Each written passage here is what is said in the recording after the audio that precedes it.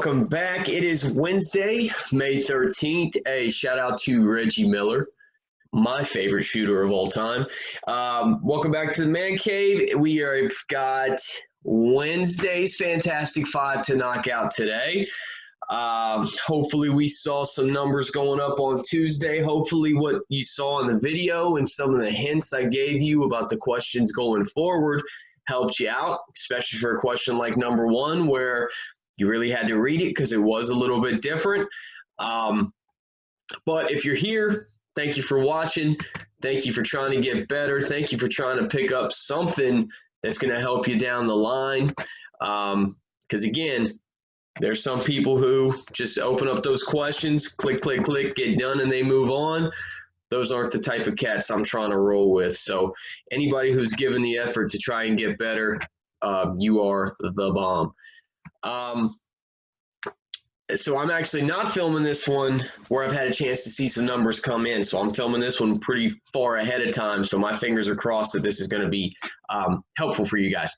So looking at number one, and we got a little bit of a theme for today's questions. We have watched Toy Story 1, 2, 3. I still haven't seen 4 yet. But we have watched Toy Story 1 through 3 non-stop. With my 2-year-old, almost 3-year-old Charlie. He is obsessed. So Buzz was able to defeat 12 enemies. This was 3 times as many enemies as Woody. How many enemies did they, is what that should say, defeat in all? So again, you got another one of those multiplicative comparison questions. You saw the words 3 times as many. The 2 things we're comparing here are Buzz and Woody. We'll go B and Z. And it said Buzz defeated 12, which was 3 times as many as Woody. I don't know where I got a Z from for Woody. The Buzz got me. So that means Buzz will have 3 boxes. Woody automatically gets 1. And again, if Buzz defeated 12, that means his picture is equal to 12. Not every box gets 12, but his picture is equal to 12. Once you get to this point, the only mistake you could make is splitting that 12 between the wrong number of boxes. You wouldn't do 12 divided by 4 here, even though you see 4 boxes, because that 12 has nothing to do with Woody. You're going to split those 12 enemies between Buzz's 3 boxes, and that would give you 4. And if there's 4 in each box up here, that means there's going to be 4 down in Woody's box. Now, one thing I'm just realizing I forgot to do because I'm about to say, this is where people are going to miss the question because yesterday we were looking for this number right here. The one thing I should have done before I drew my picture was I should have put a star somewhere, depending on what the question asked, because the question does not ask how many enemies did Woody defeat. The question says how many enemies did they defeat in all. That means Buzz is important and Woody is important. So I know that Buzz has 12. He has 4, that would give me a total of 16 enemies, which would give you the answer choice of D. I would not be shocked if a handful of people chose 4 because they did really, really good math, but they decided not to read the question. And guys, that's lazy. You can't just do it the same way we did it yesterday. It could be asking something completely different. So that's one of those questions where I can look and let's say Johnny chose 4. I'm like, man, Johnny, you didn't read the question, dude. You did what you did yesterday. You just didn't read the question. So make sure you're reading these. And I told you yesterday that's what it's going to be. It's going to be like that all week. Tomorrow it might change back to how it was on Monday's Fan 5. Got to read the question. All right, moving on to number 2. There were 24 breadsticks on the kitchen counter. Buster jumped up and ate 11 2/3 of them. How many breadsticks are left? Again, if something's getting eaten, it's gone. You see that keyword left, you know you got to do some subtraction. So we'll take those 24 breadsticks. Buster's going to eat 11 2/3 of them. And you should know from, well, yesterday's video and just from learning it in class, you cannot take a fraction if you do not have a fraction. So I've got to give 24 a fraction. I'm going to take that whole away again. Change that 24 to a 23. And that whole that I took away, I'll put back as a fraction. Now your fraction is going to depend on the other fraction. If the other fraction is in thirds, this fraction will be in thirds. And if it's got to be equal to 1, my numerator and denominator have to be the same. So 23 3/3, exact same thing as 24. They just look a little bit different. But I do that so I can subtract. Then I can do my whole numbers. I can do 23 minus 11, and I would get 12. And then I can do 3/3 minus 2/3. That would leave me with 1/3. So when it's asking how many breadsticks are left, we got 12 and 1/3, which would have given me the answer choice of D. Again, you might have gotten A if you just did the subtraction without making sure there was a fraction on the other side. But if you watched the video yesterday, you should not have done that. So that one would have given me D.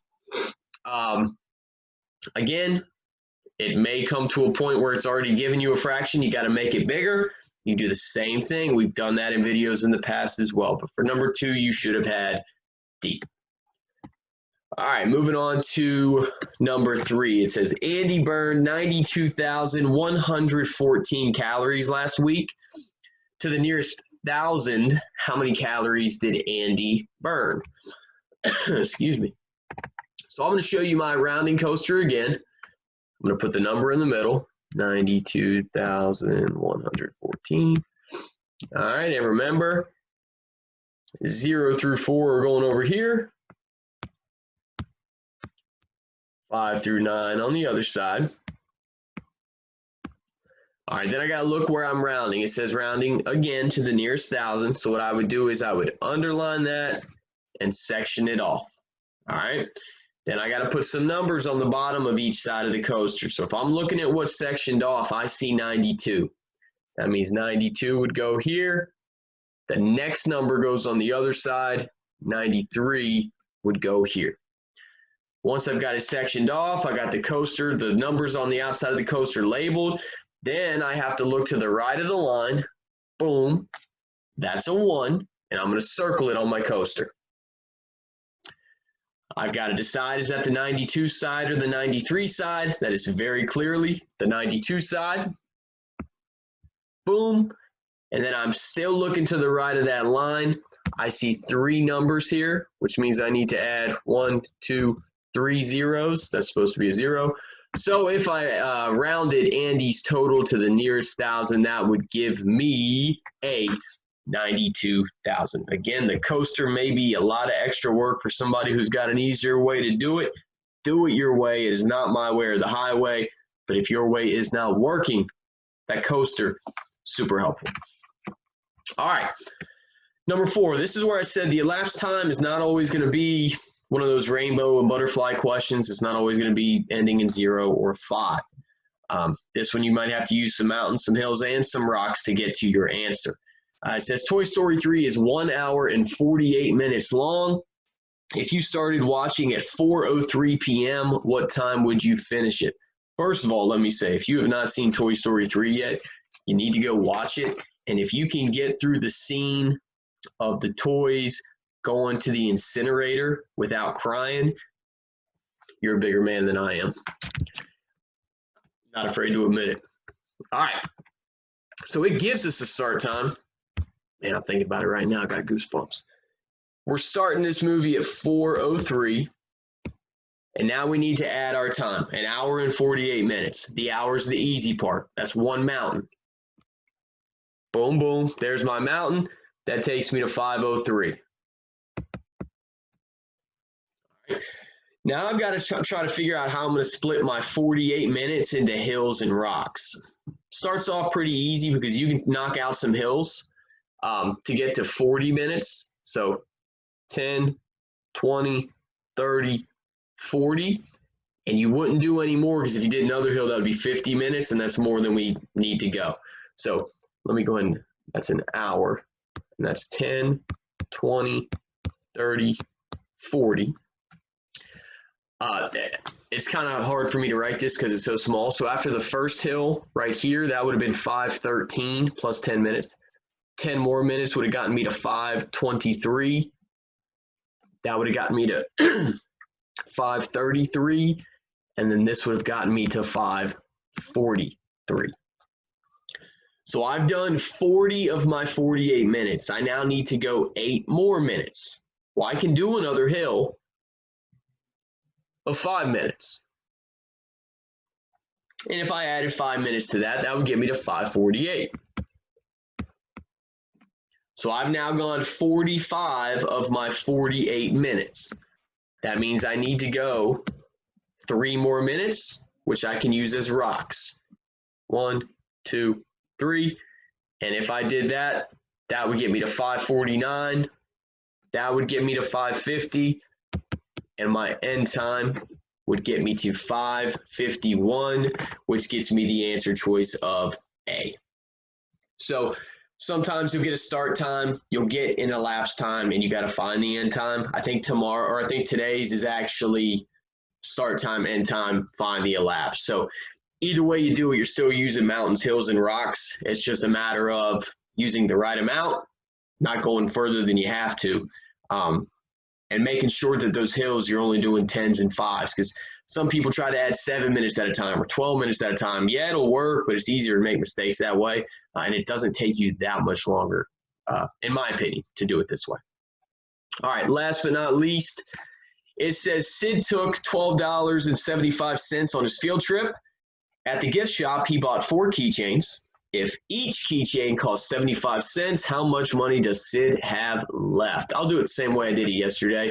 I'll figure out my total first. If I knew a keychain cost 75 cents and I bought 4 of them, and again, you can add these if you want to. I'm going to go ahead and multiply.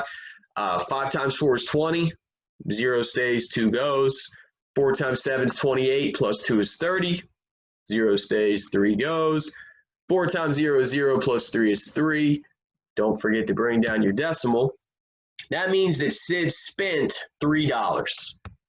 Well, if he walks in that joint with $12.75, he's spending 3. This will give me the amount that he has left. 5 minus 0 is 5. 7 minus 0 is 7. You cannot do 2 minus 3. I'm going to go ahead and pop the decimal down there. More on the floor. Go next door and get 10 more. This one is now a 0. This 2 is a 12.